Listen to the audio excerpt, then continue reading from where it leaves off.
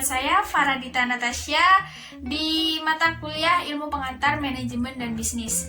Di video kali ini saya akan mempresentasikan tentang materi yakni evolusi pemikiran manajemen dan apa arti dari manajemen itu sendiri.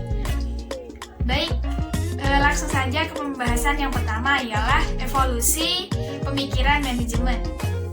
Evolusi pemikiran manajemen menurut Robin and Coulter pada tahun 2016 di halaman 52.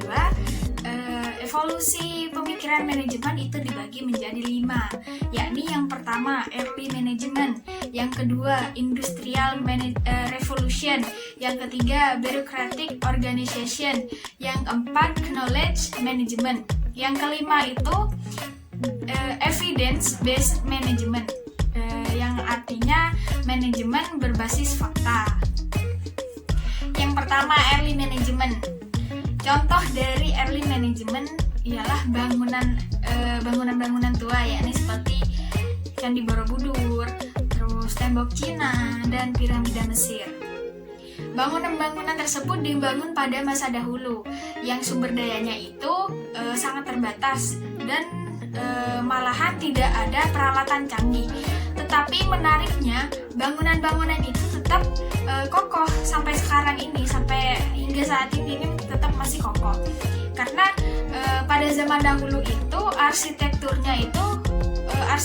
bangunannya itu sudah bagus dan didukung oleh sumber daya manusia yang terkoordinir.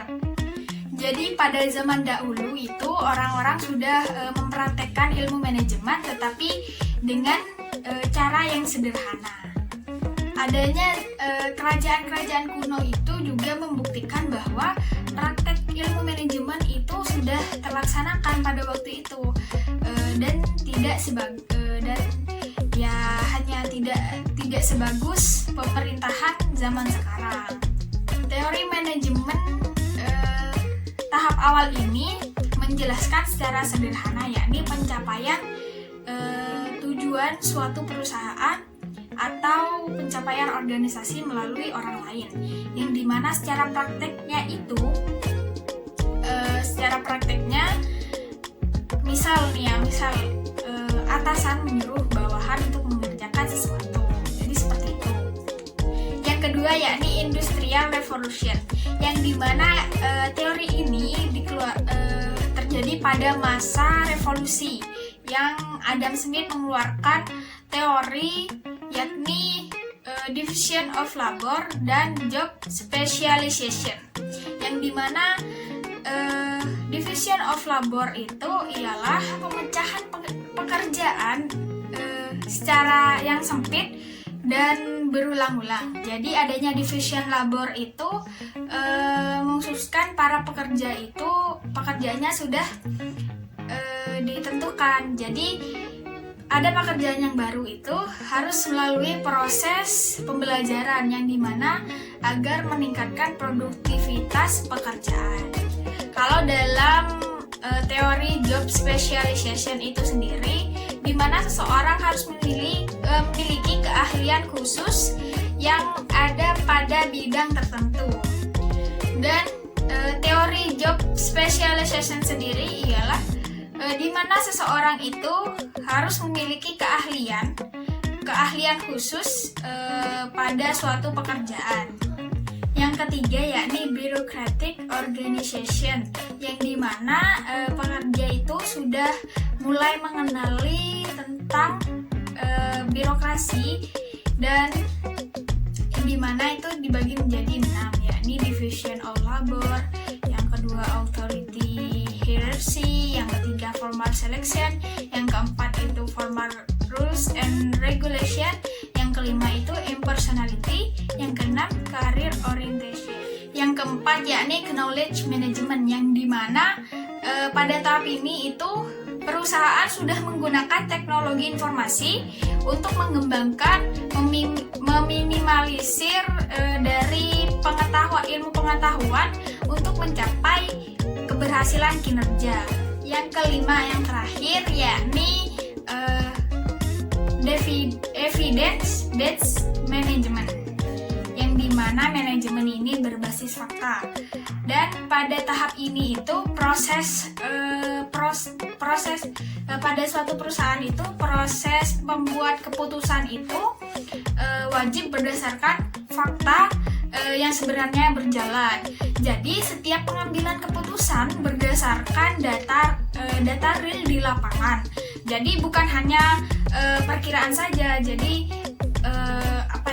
harus benar-benar fakta, harus benar-benar oh ini seperti ini, oh ini seperti itu. Jadi harus ada buktinya dan menurut fakta. Jadi seperti itu.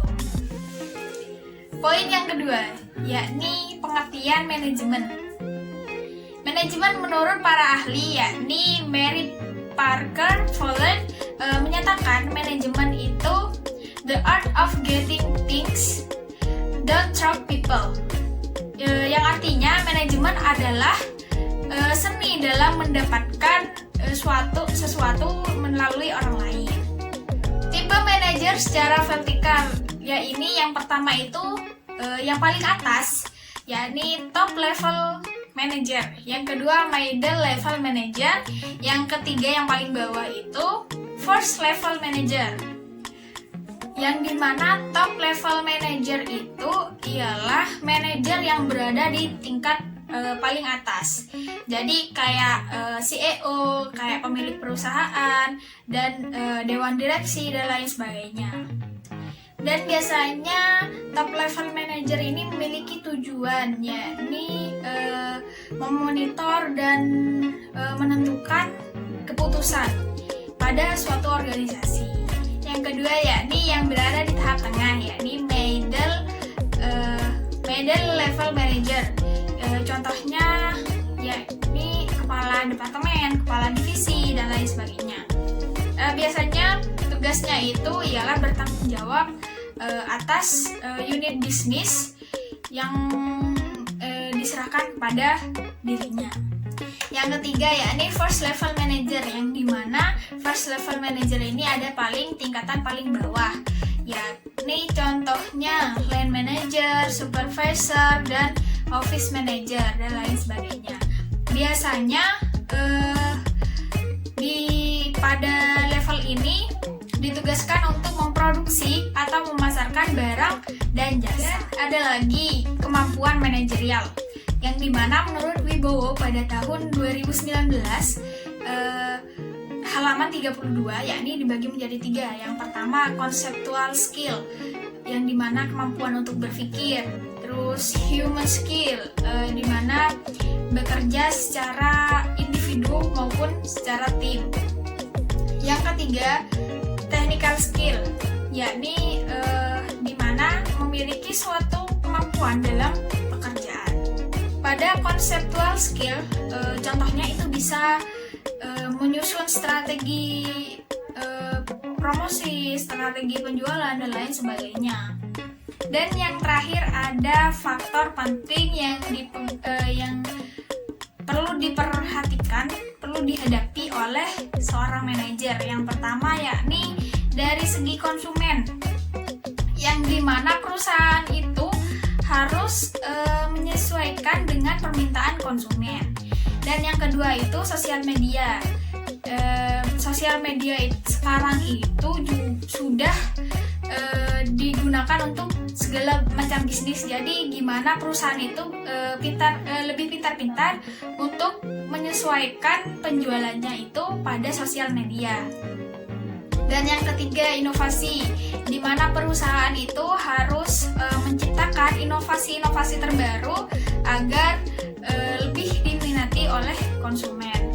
Jadi yang keempat itu sustainability, yang dimana perusahaan itu harus tumbuh berkembang dari setiap tahun ke tahun untuk pencapaian suatu perusahaan.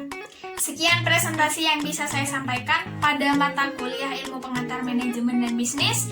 Semoga bermanfaat untuk teman-teman semua dan stay safe di rumah masing-masing. Sekian dari saya. Wassalamualaikum warahmatullahi wabarakatuh.